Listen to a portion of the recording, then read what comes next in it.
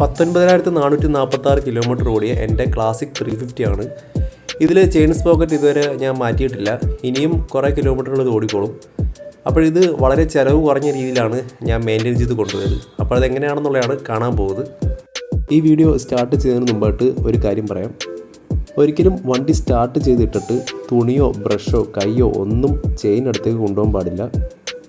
ഒരുപാട് പേർക്ക് അപകടം പറ്റുന്നുണ്ട്, കൈവിരലുകൾ നഷ്ടമാവുന്നുണ്ട്. ഇതൊക്കെ എല്ലാവർക്കും അറിയാം, ഇത് അപകടം പിടിച്ച സംഭവമാണെന്നൊക്കെ എല്ലാവർക്കും അറിയാം. എങ്കിലും അവരവരുടെ കോൺഫിഡൻസിൽ എനിക്കൊന്നും പറ്റില്ല എന്നുള്ളൊരു ധൈര്യത്തിൻ്റെ പുറത്തൊക്കെ ചില ആൾക്കാർ പെട്ടെന്ന് ഇത് ശരിയാക്കാൻ വേണ്ടിയിട്ട്, അതായത് പെട്ടെന്ന് ക്ലീൻ ചെയ്തിട്ട് പെട്ടെന്ന് ഓയിൽ ചെയ്ത് ജോലി തീർക്കാം എന്ന് പറഞ്ഞിട്ട് വണ്ടി സ്റ്റാർട്ട് ചെയ്തിട്ട് ഈ ചെയിൻ റോളിംഗ് ആയിരിക്കുന്ന സമയത്ത് ക്ലീൻ ചെയ്യാനൊക്കെ നോക്കും. അത് ഭയങ്കര അപകടമാണ്. കാരണം സോഷ്യൽ മീഡിയയിലും പലയിടത്തും പല പോസ്റ്റുകളും നമ്മൾ കാണാറുണ്ട്, ചെയിൻ്റെ ഇടയ്ക്ക് കൈപ്പെട്ടിട്ട് പറ്റുന്ന അപകടങ്ങളൊക്കെ.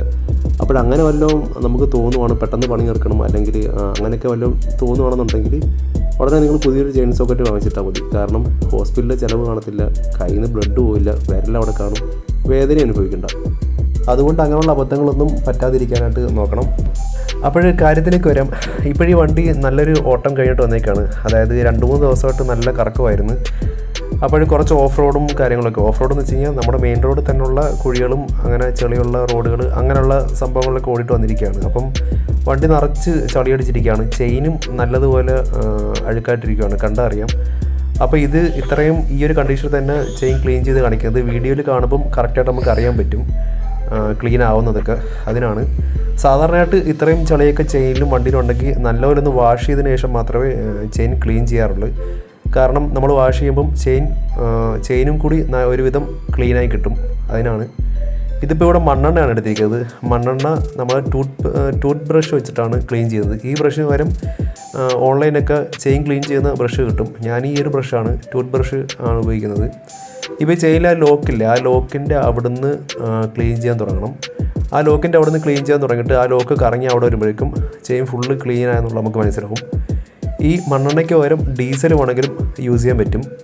ഈ ബ്രഷ് ഉപയോഗിച്ചിട്ട് നല്ല രീതിയിൽ ഇത് വാഷ് ചെയ്യണം. അതിലുള്ള ചളിയെല്ലാം നല്ല രീതിയിൽ ബ്രഷ് ചെയ്ത് മാറ്റണം.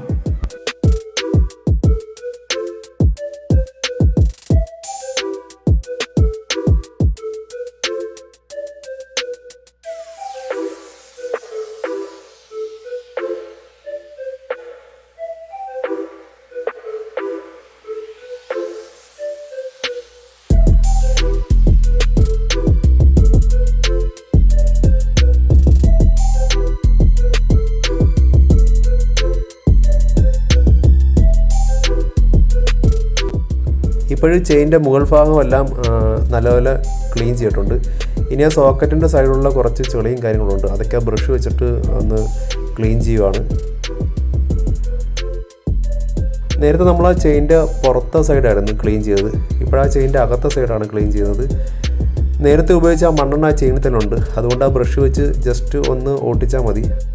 വണ്ടി വാഷ് ചെയ്ത് ക്ലീൻ ആക്കിയിട്ട് വേണം ചെയിൻ ലൂബ് ചെയ്യാൻ. ഞാൻ ഈ വീഡിയോയ്ക്ക് വേണ്ടിയിട്ടാണ് ഇങ്ങനെ ഇത്രയും അഴുക്കുള്ള സമയത്ത് ചെയിൻ ക്ലീൻ ചെയ്തത്. കാരണം ചെയിൻ ലൂബ് ചെയ്തതിന് ശേഷം വണ്ടി വാഷ് ചെയ്ത് കഴിഞ്ഞാൽ ചെയിനുള്ള എല്ലാ ഓയിലും അതിൽ നിന്ന് ഒഴുകി പോകാൻ ചാൻസ് ഉണ്ട്. ഞാനിവിടെ വീഡിയോയ്ക്ക് വണ്ടി വാഷ് ചെയ്തതിന് ശേഷം ചെയിൻ ക്ലീൻ ചെയ്ത് കാണിക്കാഞ്ഞത്, വാഷ് ചെയ്താൽ ഈ ചെയിനിൽ ഇത്രയും അഴുക്ക് കാണില്ല, അപ്പോൾ അത് ക്ലീൻ ചെയ്തിട്ട് കാണിക്കാൻ പറ്റില്ല. അതുകൊണ്ടാണ് അങ്ങനെ ചെയ്തത്. ഇത് കോട്ടൺ വേസ്റ്റാണ്. ഇതിന് പകരം തുണിയോ അല്ലെങ്കിൽ സ്പോഞ്ച് പോലുള്ള എന്തെങ്കിലും സംഭവം വെച്ചിട്ട് ചെയിൻ തുടയ്ക്കാം. ഇങ്ങനെ ചെയിൻ തുണി ഉപയോഗിച്ച് തുടയ്ക്കുന്ന സമയത്ത് മുകൾ ഭാഗത്ത് ചെയിൻ തുടയ്ക്കുമ്പോൾ ഈ ഒരു ഡയറക്ഷൻ വേണം വീല് കറക്കാൻ, തിരിച്ച് കറക്കരുത്. വീല് ആ സോക്കറ്റുള്ള ഭാഗത്തേക്ക് തിരിയുവാണെങ്കിൽ ആ തുണി സോക്കറ്റിൻ്റെയും ചെയിൻ്റെ ഇടയ്ക്കോട്ട് പെടാൻ സാധ്യതയുണ്ട്. അതുകൊണ്ട് ഇങ്ങനെ വേണം ചെയിൻ ക്ലീൻ ചെയ്യാൻ. ചെയിൻ്റെ താഴെ ഭാഗത്ത് ക്ലീൻ ചെയ്യുമ്പോൾ ഈ ഒരു രീതിയിലാണ് വീല് തിരിക്കേണ്ടത്, ഒരിക്കലും തിരിച്ച് കറക്കരുത്.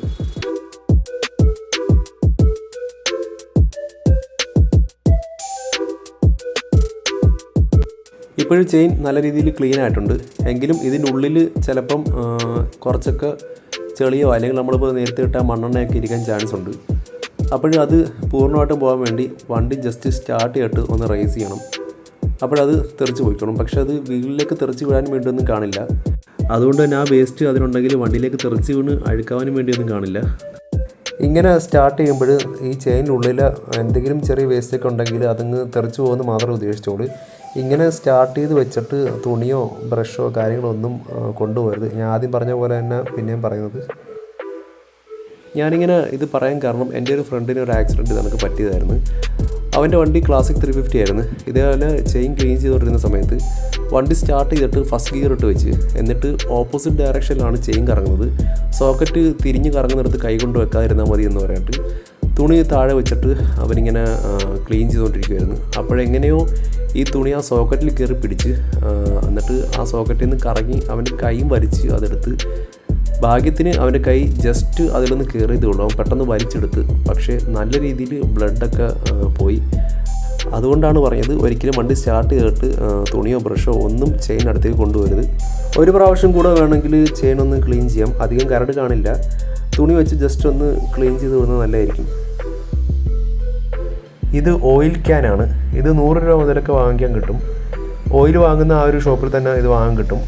ഇത് ഗിയർ ഓയിലിൻ്റെ 140 ഗ്രേഡിൻ്റെയാണ്. 60, 90, 140 അങ്ങനെ പല രീതിയിലാണ് വരുന്നത്. ഇത് 140ൻ്റെ ആണ്. കുറച്ചുകൂടെ കട്ടി കൂടുതലാണെന്നാണ് അവർ പറയുന്നത്. കുറച്ചുകൂടെ തിക്നെസ് കൂടിയ ഓയിലാണെങ്കിൽ ചെയിനിൽ നിന്ന് തെറിച്ച് പോയില്ല. കുറച്ചുകൂടെ കട്ടിക്കത് ചെയിനിൽ തന്നെ ഇരിക്കും. നമ്മളിവിടെ ഗിയർ ഓയിലാണ് ചെയിൻ ലൂബിന് പകരം യൂസ് ചെയ്യുന്നത്. ഗിയർ ഓയിലും ചെയിൻ ലൂബും തമ്മിലൊരു കമ്പാരിസൺ വീഡിയോ ഒന്നുമല്ല. എങ്കിലും ഞാൻ പറയാം, എൻ്റെ ഒരു അനുഭവത്തിൽ ഗിയർ ഓയിലാണ് നല്ലത്. കാരണം ഗിയർ ഓയിലിന് വില കുറവാണ്. നമ്മൾ ചെയിൻ ലൂബ് വാങ്ങുവാണെങ്കിൽ നല്ല വിലയാവും. അപ്പോൾ ചെയിൻ ലൂബ് കുറേ പ്രാവശ്യമൊക്കെ ചെയ്യുന്ന ക്യാഷ് ഉണ്ടെങ്കിൽ, കുറച്ചുകൂടി ക്യാഷ് ഉണ്ടെങ്കിൽ നമുക്ക് പുതിയ ചെയിൻ വാങ്ങാൻ പറ്റും. അപ്പോൾ ഈ ചെയിൻ മാറാതെ നമ്മൾ ഇങ്ങനെ മെയിൻറ്റെയിൻ ചെയ്ത് കൊണ്ടു നടക്കുന്നതിനും ഭേദം ചെയിൻ മാറുന്നതായിരിക്കും തോന്നി. അങ്ങനെയാണ് ഈ ഗിയർ ഓയിൽ ഞാൻ ടെസ്റ്റ് ചെയ്ത് നോക്കിയത്. അപ്പോൾ അത് നല്ല രീതിയിൽ വർക്കാവുന്നുണ്ട്. പിന്നെ ഗിയർ ഓയിലിലും അതിൻ്റേതായ കുറച്ച് പോരായ്മകളുണ്ട്. എന്താണെന്ന് വെച്ച് കഴിഞ്ഞാൽ മഴ പെയ്യുമ്പോൾ, ശക്തമായ മഴയൊക്കെ ആണെങ്കിൽ ചെയിനിൽ നിന്ന് അത് വെള്ളം വീഴുമ്പോൾ ഒലിച്ച് പോകാൻ സാധ്യതയുണ്ട്. എങ്കിലും മഴയൊക്കെ കഴിഞ്ഞ് വരുമ്പോൾ ജസ്റ്റ് ഒന്ന് ക്ലീൻ ചെയ്തിട്ട് കുറച്ച് ഓയിലിട്ട് കൊടുത്താൽ മതി. എന്നാലും വലിയ നഷ്ടമൊന്നുമില്ല. വില കുറവായതുകൊണ്ട് നമുക്ക് ഇത് ഉറപ്പായിട്ടും ചൂസ് ചെയ്യാം. അങ്ങനെ ഞാൻ കുറേ നാളായിട്ട് ഗിയർ ഓയിൽ തന്നെയാണ് ഇവിടെ യൂസ് ചെയ്യുന്നത്. ഇതിടുമ്പോൾ കുറേ കൂടെ സ്മൂത്താണ്. നല്ല രീതിയിൽ ചെയിൻ മൂവ് ചെയ്യുക, ടയർ മൂവ് ചെയ്യുന്നത് നമുക്ക് അറിയാൻ പറ്റും. ഇത് ഇട്ട് കഴിയുമ്പോഴേക്കും ടയർ നല്ല രീതിയിൽ മൂവ് ചെയ്യുന്നത് അറിയാം. കുറേ കൂടെ സ്മൂത്താണെന്ന് തോന്നിയിട്ടുണ്ട്. ഇപ്പോഴും ആവശ്യത്തിനുള്ള ഗിയർ ഓയിൽ ക്യാനിലെടുത്തിട്ടുണ്ട്. ഇനി ഇത് ചെയിനിലേക്ക് അപ്ലൈ ചെയ്യാം. ചെയിനിൽ നേരത്തെ കാണിച്ച കണക്ക് തന്നെ ഒരു ലോക്ക് ഉള്ള ഭാഗമുണ്ട്. ആ ഭാഗത്തു നിന്ന് വേണം ഓയിൽ ചെയ്ത് തുടങ്ങാൻ.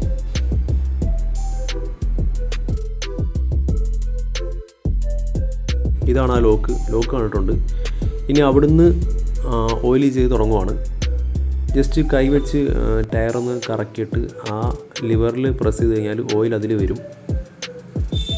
ഇത് ഓവറായിട്ട് ഓയിൽ ചെയ്യേണ്ട കാര്യമില്ല. കാരണം ഓവറായിട്ട് ചെയിനിൽ ഓയിൽ കടന്നു കഴിഞ്ഞാൽ അത് തെറിക്കാൻ സാധ്യതയുണ്ട്. ആവശ്യത്തിന് ആയോന്ന് വീലൊന്ന് റൊട്ടേറ്റ് ചെയ്ത് നോക്കണം. പിന്നെ ഒരു റൗണ്ട് കൂടെ ഓയിൽ ചെയ്യണമെങ്കിൽ ചെയ്യാം. കാരണം ബുള്ളറ്റിൻ്റെയൊക്കെ ചെയിൻ സോക്കറ്റ് കുറച്ചുകൂടെ വലുതാണ്. അപ്പം 2 റൗണ്ട് ഒന്ന് ഓയിൽ ചെയ്താലും വലിയ കുഴപ്പമില്ല. ചിലർ ഉപയോഗിച്ച് കഴിഞ്ഞ എൻജിൻ ഓയിൽ എടുത്തിട്ട് ചെയിനിലിടാറുണ്ട്. അതുകൊണ്ട് വലിയ ഗുണമൊന്നുമില്ല. കാരണം അതിന് കട്ടി കുറവാണ്. അപ്പോഴേ 2 ദിവസം കഴിയുമ്പോൾ തന്നെ അത് ചെയിനിൽ നിന്ന് പോകും. ഇങ്ങനെ ഓയിൽ ചെയ്ത് വെച്ച് കഴിഞ്ഞാൽ കുറേ നേരത്തേക്ക് വണ്ടി എടുക്കരുത്. സാധാരണയായിട്ട് ഞാൻ ചെയ്യാറുള്ളത്, എവിടെയെങ്കിലുമൊക്കെ പോയിട്ട് വന്നിട്ട് വൈകുന്നേരം ഓയിൽ ചെയ്ത് വെക്കും. പിന്നെ രാവിലെ വണ്ടി എടുക്കാറുള്ളത്. പലരും ചോദിക്കാറുള്ളൊരു സംഭവമാണ്, ഇത് എത്ര കിലോമീറ്റർ കൂടുമ്പോഴാണ് ക്ലീൻ ചെയ്തിട്ട് ഓയിൽ ചെയ്യുന്നതെന്ന്. 500 കിലോമീറ്റർ കൂടുമ്പോൾ ചെയ്യണോ, 1000 കിലോമീറ്റർ കൂടുമ്പോൾ ചെയ്യണോ എന്നൊക്കെ ചോദിക്കാറുണ്ട്. ഇതിൽ ഞാൻ നോക്കാറുള്ളത് കിലോമീറ്റർ അല്ല, ആ ചെയിൻ്റെ കണ്ടീഷനാണ്. ചെയിൻ എത്രയും ഡസ്റ്റ് ആയിട്ടുണ്ട്, കരട് കയറിയിട്ടുണ്ടോ എന്ന് നോക്കും. അത് ക്ലീൻ ചെയ്യാറായിട്ടുണ്ടെങ്കിൽ ഉടനെ തന്നെ ക്ലീൻ ചെയ്യും.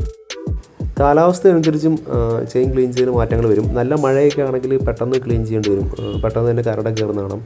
നല്ല കാലാവസ്ഥയാണെങ്കിൽ കുറേ കിലോമീറ്ററൊക്കെ ഓടിക്കഴിഞ്ഞിട്ട് ക്ലീൻ ചെയ്താൽ മതി. ഈ ചെയിൻ്റെ പഴക്കം അനുസരിച്ചും കുറച്ച് കിലോമീറ്ററിൽ ഓടിയിട്ടുള്ള ചെയിനാണെങ്കിലും പെട്ടെന്നൊക്കെ തന്നെ ക്ലീൻ ചെയ്യേണ്ടി വരും. പെട്ടെന്ന് കരട് കയറുന്ന കാണാം. നിങ്ങളാരെങ്കിലും ഇതേപോലെ ഗിയർ ഓയിൽ ചെയിനിൽ ഉപയോഗിക്കുന്നവരുണ്ടെങ്കിൽ നിങ്ങളുടെ അഭിപ്രായങ്ങളൊന്ന് കമൻറ്റ് ചെയ്യണം. നല്ലതാണോ ചീത്തയാണോ എന്നുള്ള കമൻറ്റ് ചെയ്യണം. പിന്നെ ഈ ചാനൽ ആദ്യമായിട്ട് കാണുന്നവരാണെങ്കിൽ ഒന്ന് സബ്സ്ക്രൈബ് ചെയ്യണം. അടുത്ത ആഴ്ച അടുത്തൊരു വീഡിയോയിലൂടെ വീണ്ടും കാണാം.